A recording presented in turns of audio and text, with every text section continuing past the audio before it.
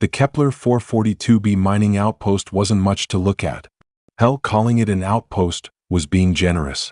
300 humans scattered across a barren rock, digging up rare earth minerals and complaining about the coffee. The kind of place where excitement meant the hydroponics lab grew tomatoes that weren't completely tasteless. Commander Sarah Chen had been running this operation for 2 years, and honestly, she was getting bored out of her skull. The most dangerous thing they'd encountered was a malfunctioning or processor that occasionally shot sparks. Her biggest worry was whether the supply ship would remember to bring decent whiskey this time. That was before the scanners lit up like a Christmas tree on December 24th. Commander? Tech specialist Rodriguez's voice cracked like a teenager asking someone to prom. You're gonna want to see this. Sarah ambled over to the sensor station, expecting another false alarm from space debris. What she saw made her coffee mug slip from her fingers and shatter on the floor. 12,000 contacts. 12,000. All heading straight for their little slice of nowhere. Well, she muttered, staring at the impossible numbers, that's new. The first alien transmission came in what humans would later call galactic standard arrogant. The voice was smooth, cultured, and dripping with the kind of superiority that made you want to punch someone in the face. Primitive human settlement. You occupy territory claimed by the Zephyrian hegemony. Surrender immediately and prepare for processing. Resistance is futile and will result in immediate termination. Sarah looked around the command center. Mining engineer Pete was picking his nose. Dr. Martinez was arguing with someone over a poker game. Jenkins was trying to fix a broken vending machine by hitting it with a wrench. Processing? Sarah asked into the comm, what kind of processing? Your species will be cataloged, studied, and disposed of efficiently. Your compliance will be noted in the official record. There was a long pause. Sarah could hear the hum of life support systems, the distant clang of Jenkins still battling the vending machine, and the rapid breathing of everyone suddenly paying attention. Then she laughed. Not a nervous laugh. Not a scared laugh. The kind of deep, belly-shaking laugh that comes when someone tells you the most ridiculous joke you've ever heard. Disposed of efficiently? She wheezed, wiping tears from her eyes. Oh, honey. You have no idea what you just walked into. What the Zephyrians didn't know, what nobody in the galaxy knew, was that this wasn't just a mining operation. It was a testing ground. The Colonial Defense Initiative had been experimenting with something they called integrated defensive architecture. Basically, they'd turn the entire moon into a weapon. Not obviously. That would have been too easy. No, humans being humans, they'd disguised their most advanced military technology as boring mining equipment. Those are processors. Particle beam arrays. The communications array? A quantum targeting system that could track a fruit fly at 1,000,000 kilometers. Even the freaking water treatment plant was actually a fusion reactor capable of powering a small city. Rodriguez, Sarah said, her voice suddenly sharp as a blade, activate Protocol 7. Ma'am, I know what it is. Do it. The kid's hands flew across his console. Deep beneath the surface, systems that had been sleeping for 2 years began to wake up. Mining tunnels revealed themselves to be launch bays, or refineries unfolded into missile batteries. The humble little outpost started to transform like something out of a Transformer movie. But the aliens? They had no clue. The Zephyrian fleet commander, Admiral Vextar, was having what he considered a good day. His species had conquered 47 worlds without a single casualty. Humans were supposed to be soft, emotional, technologically inferior. This would be over before his afternoon meditation. Deploy the intimidation formation, he commanded. Let them see their doom approaching. 12,000 ships blotted out the stars. The kind of armada that had made entire civilizations surrender without firing a shot. Sleek, deadly, and absolutely certain of victory. Down on the surface, Sarah watched the light disappear from their sky. You know what? She said to nobody in particular. I was getting tired of sunlight anyway. The aliens came in waves like they were following some kind of galactic textbook. First, the scouts, fast, nimble ships meant to probe defenses and cause fear. Standard operating procedure for species that had never met a human who'd grown up on horror movies and video games. Incoming scouts, Rodriguez reported. Should I engage? Not yet. Sarah's smile was the kind that would make a shark nervous. Let them get close. Real close. The Zephyrian scouts swooped down, their weapons charging, ready to pick off any defensive positions. They scanned the surface with their sophisticated sensors, cataloging threats, preparing targeting solutions. They found mining equipment, communication arrays, living quarters, a completely defenseless civilian population. All targets identified, the scout leader reported back to the fleet. No military installations detected. No significant weapons. This will be a simple extermination. That's when the mining equipment opened fire. The first particle beam punched through 3 scout ships like they were made of tissue paper. The second volley took out 6 more. Within 30 seconds, the entire scout formation was drifting debris, and the survivors were screaming into their comms about impossible human weapons. "Ha!" Sarah mused, watching the fireworks through the observation deck. "And here I thought those targeting systems were just for show. But here's the thing about humans, we don't just fight, we adapt." The moment those scouts started shooting, every single person on that outpost became part of the defense. The botanist started coordinating ammunition supplies. The cook began brewing industrial-strength stimulants. Even the janitor turned out to be useful. Apparently, 20 years of fixing broken equipment made him really good at jury-rigging weapon systems. Admiral Vextar was no longer having a good day. "Impossible," he hissed, watching his scout reports. Intelligence indicated no military presence. No advanced weapons. "How are they, sir?" his tactical officer interrupted. "We're detecting massive energy signatures across the entire surface. The mining facilities, they're not mining facilities." What would you do if you realized you just brought 12,000 ships to attack what was essentially a disguised military base? If you were Vextar, you'd do exactly what he did. Double down on stupid. "Launch the planetary bombardment," he snarled. "I want that entire moon reduced to molten slag." The bombardment began at 1,400 hours local time. Massive energy beams designed to crack continents began raining down from orbit. The kind of firepower that had turned proud civilizations into cautionary tales. Sarah watched the light show from the command bunker, which was about 3 kilometers underground and built to survive a direct hit from a small star. "You know," she said, passing around a bottle of surprisingly good whiskey that Jenkins had been hiding, "this reminds me of a joke." "Commander," Dr. Martinez said, "we're being bombarded by alien death rays. Maybe this isn't the time for 3 aliens walk into a bar," Sarah continued, completely ignoring him. The bartender asks, "What'll it be?" The first alien says, "I'll have a plasma cocktail." The second one says, "Make mine a quantum fizz." The third one looks around and says, "Actually, I'll just have whatever those humans are drinking. They seem to be having way more fun than we are." The bombardment continued. The mountain above them shook like it was having a seizure. Rocks fell. Emergency lights flickered. And everyone in the bunker was laughing like maniacs. "Sir," Rodriguez called out between chuckles, "the surface installations are reporting minimal damage. The bombardment is, well, it's actually kind of helping." "Helping how?" "The energy absorption arrays are converting their attacks into power for our defensive systems. We're at 340% normal capacity and climbing." Sarah's grin could have lit up a small city. "So what you're telling me is that they're charging our weapons for us?" "Yes, ma'am." "I love it when a plan comes together." Admiral Vextar was learning a hard lesson that many others had learned before him. Never underestimate a species that considers, "hold my beer and watch this," to be tactical doctrine. The bombardment had been going for 2 hours. By all rights, the surface should have been a glowing crater. Instead, his sensors were showing increased activity, more weapon signatures, and what appeared to be construction.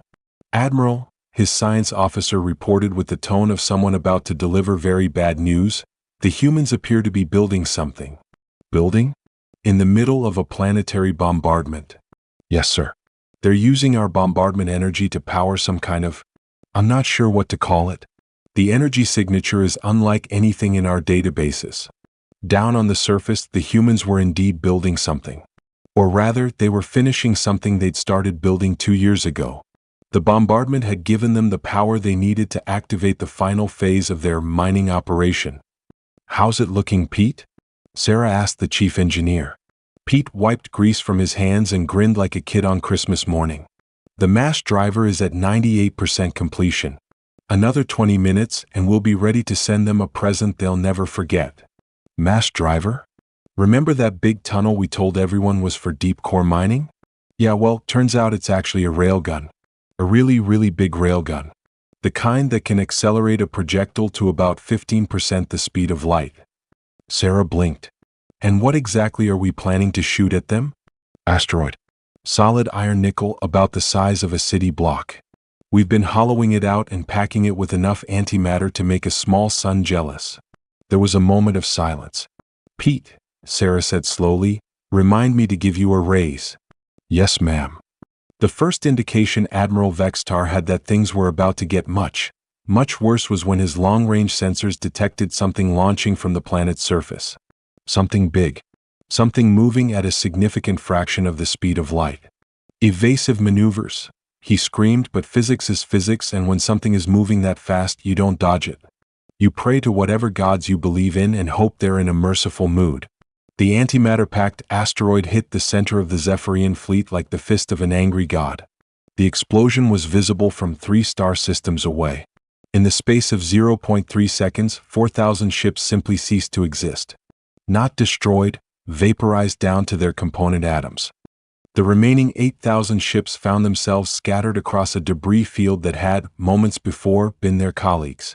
Status report, Vextar croaked, his voice barely above a whisper. Sir, we've lost the entire vanguard. The 7th, 9th, and 12th battle groups are gone. Our formation is completely disrupted and what? Sir, they're launching more projectiles. See, the thing about humans is that we really like our backup plans. And our backup plans for our backup plans. The mass driver had been impressive, sure, but it was just the opening act. Now the real show was starting.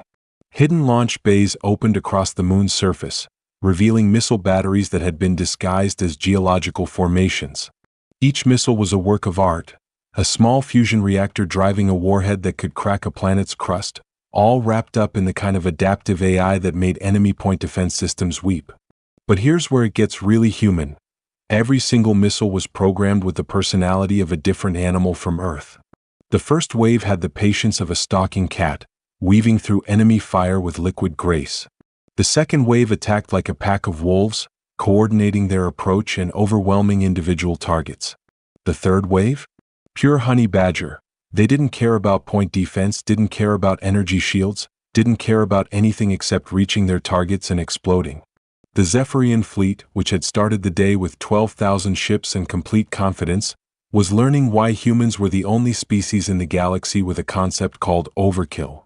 As the missiles began picking off ships with surgical precision, Admiral Vextar finally asked the question he should have asked before launching this doomed invasion. Who are these humans? His intelligence officer, who had been suspiciously quiet, finally spoke up. Sir, I've been analyzing their combat patterns, their technology, their tactics. I've cross-referenced with our galactic database and I found something disturbing. What? This isn't just a mining outpost. These aren't just miners. Sir, I think we just attacked a black site. The blood drained from Vextar's face. Black sites were rumors, whispers, the kind of thing civilized species didn't talk about in polite company. Secret military installations where the humans tested their most dangerous weapons. The kind of places where they took their most creative sociopaths and gave them unlimited budgets to answer questions like, what if we strapped a fusion reactor to a toaster? How certain are you?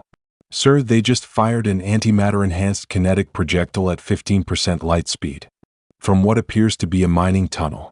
And now they're launching missiles with AI personalities. These aren't miners. These are the humans that other humans are afraid of. That's when the real fear set in. Not fear of death. Vextar was a warrior, he could face death.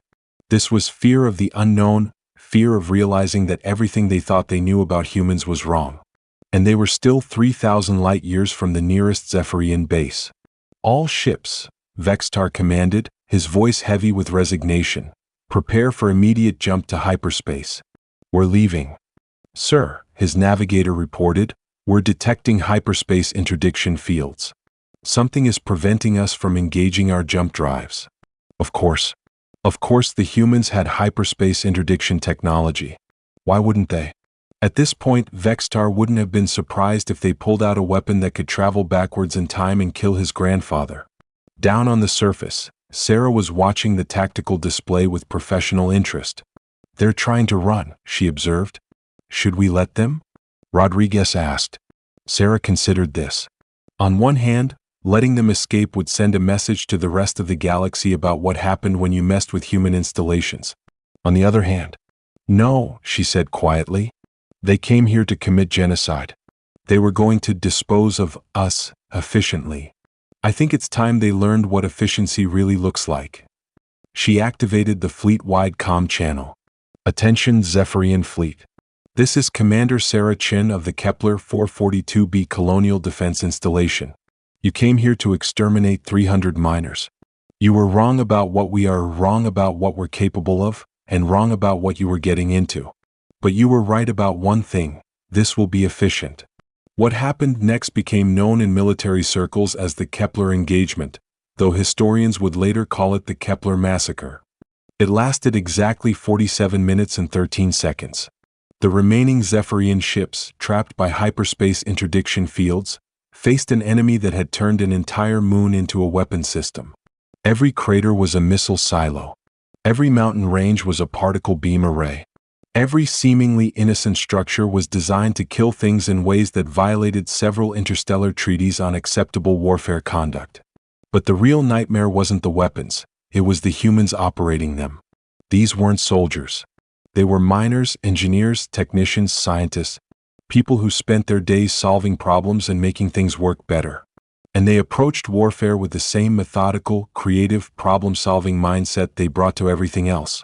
When the Zephyrians adapted their shields to block particle beams, the humans switched to kinetic projectiles. When they adapted to kinetic strikes, the humans introduced exotic matter weapons that didn't care about conventional physics. When they tried to jam human communications, they discovered that the humans had been coordinating through quantum-entangled systems that couldn't be intercepted. It was like watching a chess grandmaster play against a child, except the chess pieces were fusion warheads and the board was three-dimensional space. The last Zephyrian ship was destroyed at 1,647 hours local time. Its final transmission was a single word: impossible. Sarah Chin watched the debris field that had hours before been the largest invasion fleet in galactic history. 12,000 ships. Approximately 3.8 million crew members. All gone. "So," she said to her command staff, "who wants to explain this to headquarters?" The report that reached Colonial Command 3 weeks later was a masterpiece of bureaucratic understatement. Kepler 442b mining outpost successfully repelled alien incursion. Minimal casualties among personnel. Minor equipment damage. Requesting immediate resupply of antimatter warheads and coffee. Also, please send psychologists. Some of the staff are concerned about the moral implications of total enemy annihilation. But the real shockwave came when the galactic community learned what had happened. 12,000 ships. Gone. Not a single survivor. The Zephyrian hegemony, which had been a major galactic power for 3 millennia, effectively ceased to exist overnight. Other species began asking questions.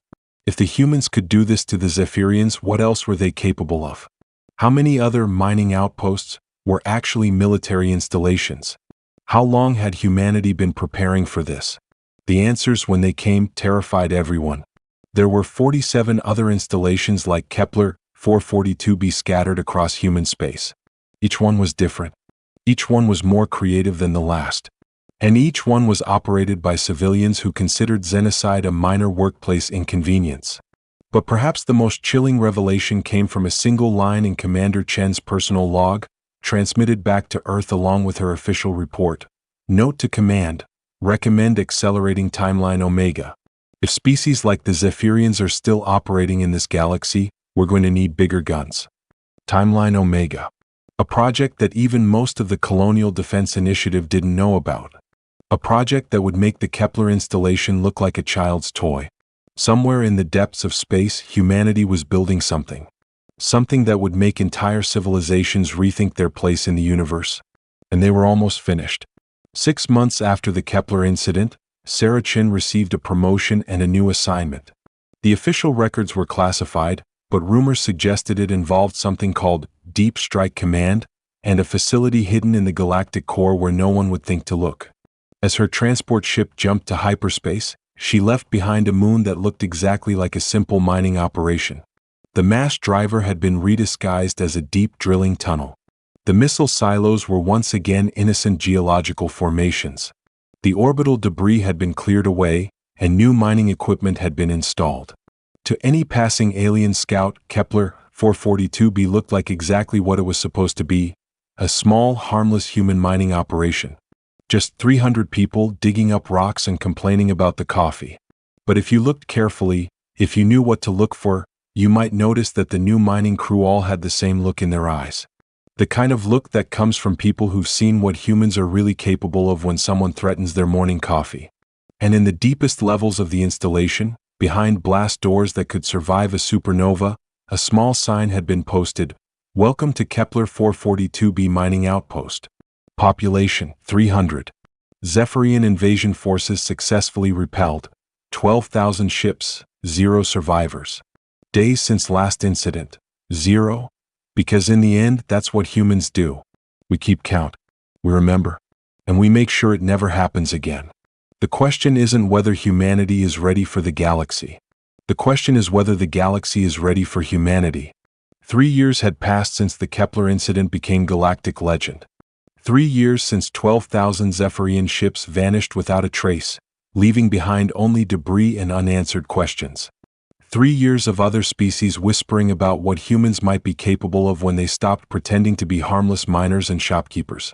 But here's the thing about humans: we don't just build weapons. We build solutions.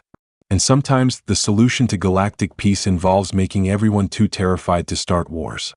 Admiral Elena Vasquez stood on the observation deck of the DSC Prometheus, watching something that technically shouldn't exist. The structure floating in the gravitational maelstrom of Sagittarius A*, the supermassive black hole at the center of the Milky Way, was larger than most solar systems. And it was humming. "Status report, Commander," she said to the tall woman beside her. Commander Sarah Chin, yes, that's Sarah Chin, now promoted 3 times since Kepler, consulted her tablet with the casual air of someone who'd gotten used to impossible things. Timeline Omega is at 99.7% operational capacity. All primary systems are online. The resonance array is functioning within normal parameters, though I should mention that normal parameters for this thing include casually manipulating spacetime. Elena nodded like this was perfectly reasonable. After 3 years of working with Deep Strike Command, very little surprised her anymore. And our guests. The Galactic Council emergency session begins in 6 hours. All major species have confirmed attendance. Apparently, our invitation was persuasive. That was one way to put it. The invitation had been delivered by simultaneously appearing in the private chambers of every head of state, military commander, and religious leader of every spacefaring civilization in the galaxy. Not transmitted. Not delivered by courier. The holographic message had simply materialized in secure locations across 100,000 light-years of space, all at exactly the same moment. The message had been polite, respectful, and absolutely terrifying in its implications.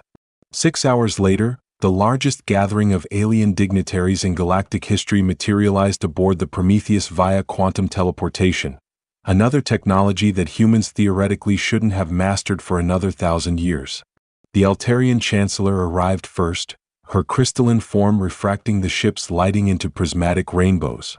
She was followed by the Hegemony Collective's central processing node, the Thornian War Speakers, and representatives from 47 other major civilizations. What they saw when they materialized made several of them question their understanding of physics. The Prometheus wasn't just a ship, it was a mobile command center the size of a small moon, with architecture that bent spacetime to fit impossible geometries inside reasonable spaces. The main conference room could have held a small city, but somehow felt intimate. The walls displayed real-time views of distant galaxies, as if they were looking through windows rather than screens. And sitting at the head of a table made from what appeared to be crystallized dark matter was a woman in a simple military uniform, sipping coffee from a mug that read, "Galaxy's #1 Mom." "Thank you all for coming," Admiral Vasquez said, as if she were hosting a neighborhood barbecue instead of the most significant diplomatic meeting in galactic history. I know this was short notice and I appreciate you clearing your schedules. The Altarian Chancellor's voice resonated like wind chimes in a hurricane.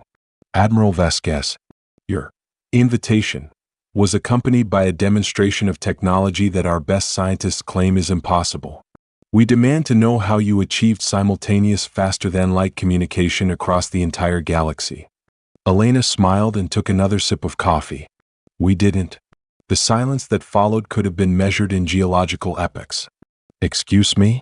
This from the collective's node, its synthetic voice carrying harmonics of confusion. We didn't achieve faster-than-light communication. We achieved something much more interesting. Elena gestured, and the room's display shifted to show the structure they'd all been studying with growing alarm. We achieved faster-than-light existence. What humanity had built in the galactic core wasn't just a weapon or a space station. It was a fundamental violation of everything the galaxy's greatest minds thought they knew about reality. Ladies, gentlemen, and distributed consciousnesses, Elena began, allow me to introduce Timeline Omega, the first truly four-dimensional construct in galactic history. The displays around the room shifted, showing cross-sections and blueprints of something that hurt to look at directly. The structure seemed to fold in on itself, existing in several states simultaneously, connected to points throughout the galaxy by threads of twisted spacetime. What you're looking at, Sarachin continued, standing and activating a holographic presenter, is what happens when you give human engineers unlimited resources, 3 years, and a really interesting physics problem. She gestured, and the hologram zoomed in on the structure's core. The resonance array doesn't just manipulate gravity, it manipulates the fundamental structure of spacetime itself. Every point in the galaxy is connected to every other point through what we call quantum tunneling on an interstellar scale. The Thornian war speaker, a being that looked like an armored mountain with too many eyes, spoke in a voice like grinding continents. You're describing a weapon capable of destroying the galaxy. Oh no, Elena said cheerfully, it's much worse than that. The room temperature seemed to drop several degrees. Timeline Omega doesn't destroy things. It removes them from having ever existed. Past tense, future tense, subjunctive tense, all irrelevant when you can edit the fundamental source code of reality. To demonstrate, Elena pressed a button on her console. On the room's main display, a small asteroid in a distant system simply wasn't. Not exploded, not vaporized. It had never been there.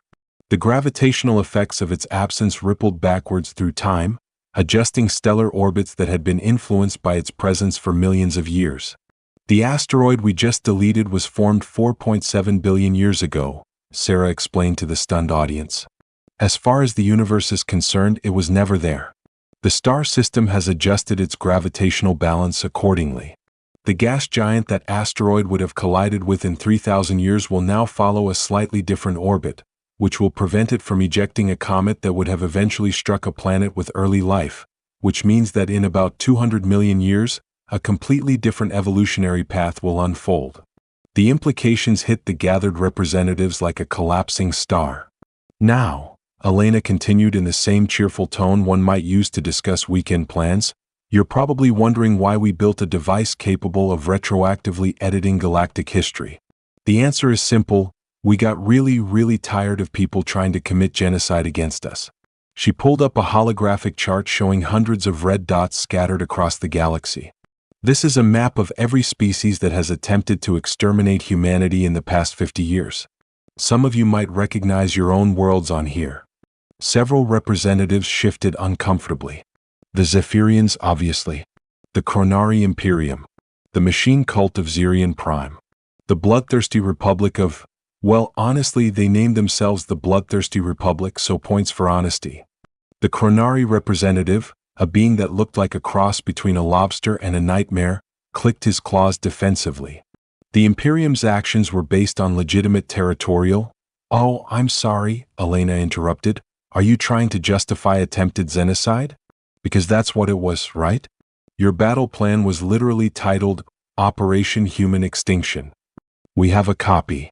She waved her hand, and suddenly every representative was looking at detailed military documents from their own governments. invasion plans, extermination protocols, strategic analyses that referred to humans as a pest species to be eliminated. We've been collecting these for years, Sarah explained. It's amazing what people put in official documents when they think nobody's watching. The Vegan Confederacy has a 40-page report on the most efficient ways to process human children. The Stellar Union has an entire department dedicated to post-human resource allocation.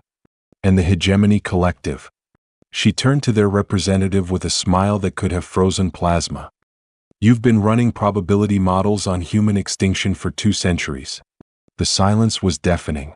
So, Elena continued, we built Timeline Omega to solve this problem permanently. Not by destroying you, that would be crude and honestly probably wouldn't stop the next species from trying. No, we built it to make trying to exterminate humanity a cosmically bad idea. Allow me to show you how this works, Elena said, standing and walking to a control panel that looked like it had been designed by someone who understood mathematics in 17 dimensions. Computer, display the Vegan Confederacy's current military deployment.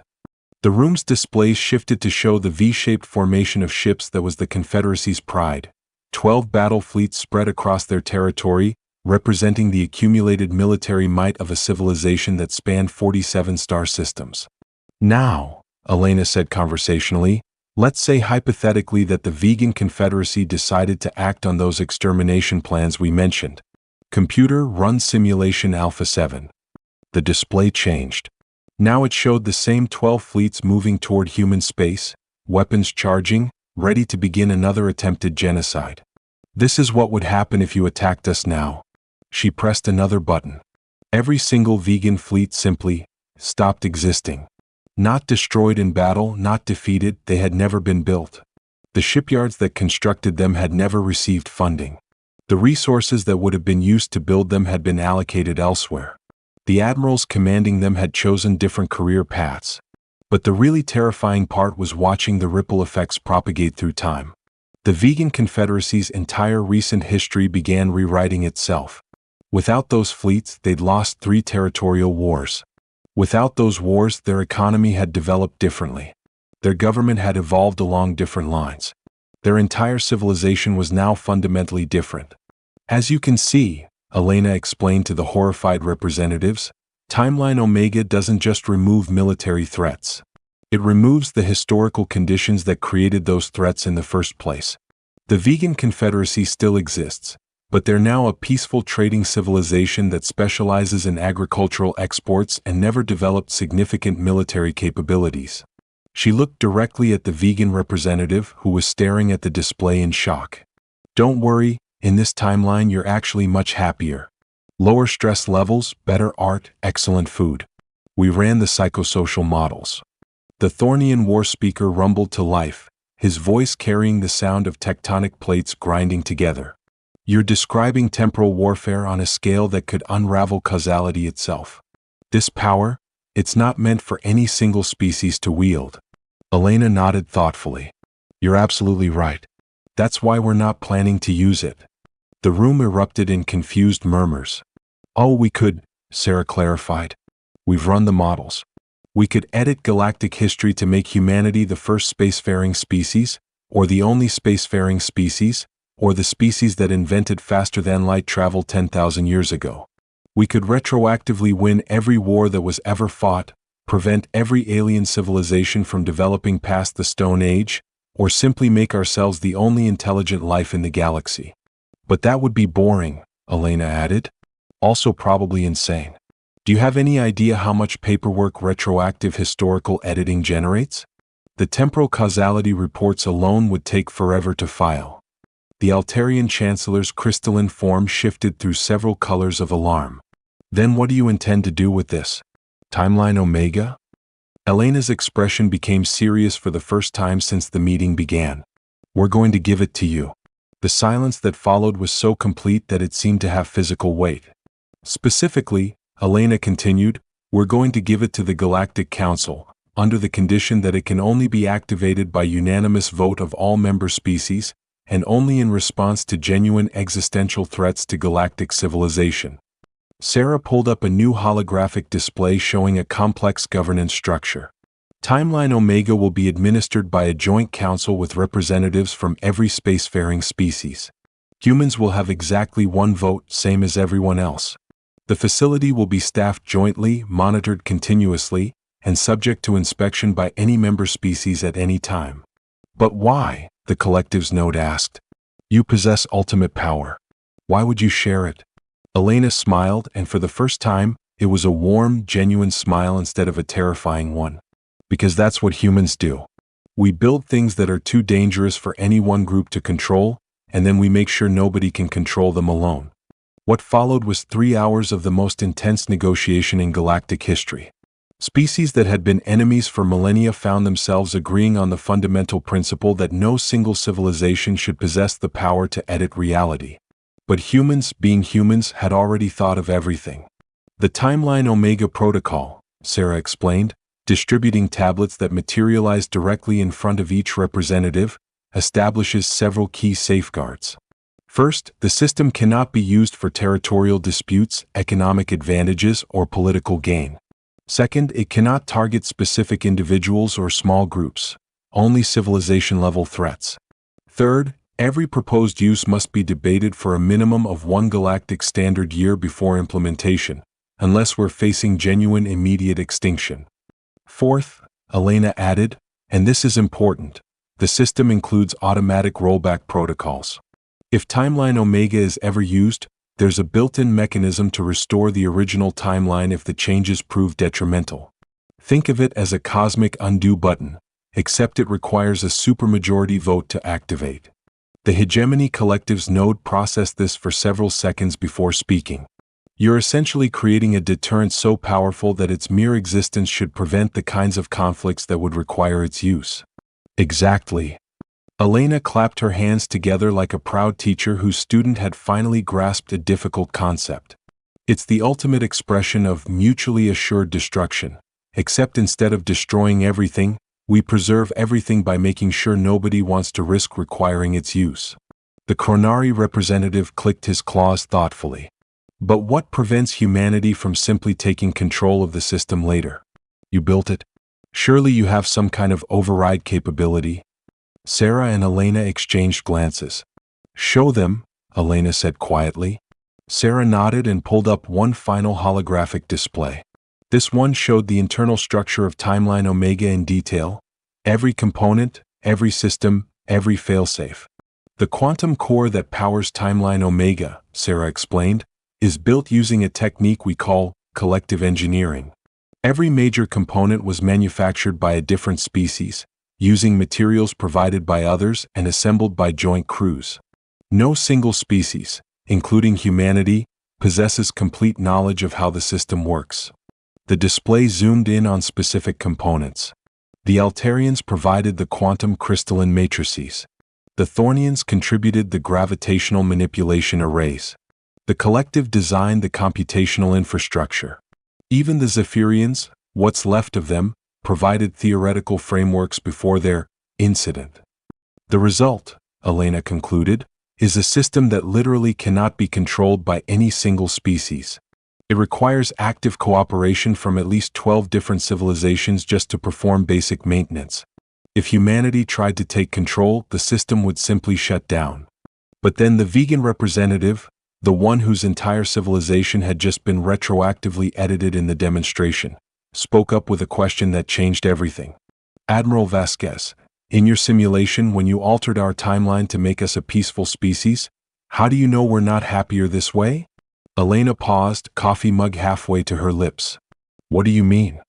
I mean, I've been sitting here watching the historical records of this new version of my species. No wars, no military-industrial complex, no arms races that consumed entire generations. Just peaceful development, art, exploration, trade. Our people lived longer, created more, suffered less. So I have to ask, why didn't you just do this to everyone? The question hung in the air like a loaded weapon. Sarah cleared her throat uncomfortably. Because that would be imposing our vision of what civilizations should be on everyone else. We'd essentially be playing God with the entire galaxy. But, the vegan pressed, what if you're right? What if peaceful development actually is better for everyone? That's when the real debate began. For the next 6 hours, representatives argued about the ethics of imposed peace, the right of civilizations to make their own mistakes, and whether preventing suffering justified overriding free will. The Thornian war speaker raised a point that made everyone uncomfortable. My people have fought wars for 10,000 years. It's who we are. But if you could edit our history to make us peaceful, and if that made us happier and more prosperous, don't we have a moral obligation to let you? The Altarian Chancellor's crystalline form flickered through rapid color changes. Are you suggesting we volunteer for retroactive historical editing? I'm suggesting, the war speaker rumbled, that maybe the humans have already solved the problem we came here to discuss. Maybe the real question isn't whether they should share this power, but whether they should use it to fix all of us. Elena stood up, her coffee mug empty, her expression thoughtful. You want to know the real reason we built Timeline Omega? She asked the room. It wasn't to defend humanity from extinction. We'd already solved that problem at Kepler and 46 other installations. Timeline Omega was built to answer one question. What do you do when you become powerful enough to fix everything, but wise enough to know you probably shouldn't? She gestured to the displays around the room, showing the peaceful vegan confederacy, still running its hypothetical timeline. We could edit galactic history to eliminate war, suffering, oppression, and conflict. We could create a universe where every species develops along optimal paths, where resources are distributed fairly, where scientific advancement happens without the horrors that usually drive it. We have that power now. But, Sarah added, we also know that growth comes from struggle. That creativity comes from conflict. That the very diversity of approaches that makes the galaxy interesting comes from the fact that different species have developed different solutions to survival. Elena walked around the table, looking at each representative in turn. So here's what we're going to do. Timeline Omega stays online, controlled jointly by the Galactic Council as discussed. But we're also going to run a parallel experiment. She pressed a control, and new displays activated around the room. We're going to create a second galaxy. The gasps that followed could have powered a small star. Not destroy this one, not replace it, create a second one. An exact duplicate, down to the quantum level, except with one difference. In Galaxy 2, we will implement the peaceful timeline edits for any species that requests them. Any civilization that wants to see what they could become without war, oppression, or conflict can volunteer to have their alternate history optimized. Both galaxies will exist simultaneously, Sarah continued. Travel between them will be possible. Species can compare how they developed in each timeline. Individuals can even choose which version of their civilization they want to live with. Elena sat back down, refilling her coffee from a pot that definitely hadn't been there moments before. Think of it as the ultimate controlled experiment. We'll find out whether imposed peace really does make everyone happier, or whether the struggles and conflicts that shaped your civilizations were necessary for who you've become. The room was silent for a long moment. Finally, the Hegemony Collective's node spoke. You're proposing to duplicate the entire Milky Way galaxy as a social experiment. Pretty much, yeah. That's. The node paused, processing. That's actually brilliant and completely insane. Welcome to humanity, Elena said cheerfully. We specialize in brilliant insanity. The meeting ended with unanimous agreement to implement both the Timeline Omega Protocol and Project Mirror Galaxy. Representatives returned to their homeworlds to discuss which version of reality they preferred to inhabit. But as the last alien dignitary teleported away, Sarah turned to Elena with a concerned expression. Admiral, there's something we didn't mention in the briefing. The observers? The observers. Elena nodded grimly. Throughout the construction of Timeline Omega, they detected signs of surveillance. Not from any known galactic civilization, but from something else. Something that had been watching the galaxy for a very long time, and had only started paying attention when humans began manipulating spacetime. Any new contact? 3 hours ago. Long-range sensors detected movement in the void between galaxies. Whatever's been watching us, it's heading this way. Elena looked out at the massive structure of Timeline Omega, humming with power that could reshape reality itself. How long until it arrives? Best estimate? 6 months. Well, Elena said, finishing her coffee, I guess we better get Galaxy 2 up and running quickly. Something tells me we're going to need all the friends we can get. On the edge of detectable space, something ancient and patient accelerated toward the Milky Way. Something that had been waiting for a species to develop the power to edit reality. Something that had plans for timeline Omega that humanity had never imagined. The real test was about to begin. What would you choose? The galaxy you know, with all its conflicts and struggles, or a perfect version where peace was imposed from the beginning? And what do you think is coming from beyond the galaxy that has humanity so concerned? Let us know in the comments, and subscribe for the continuation of the Timeline Omega saga.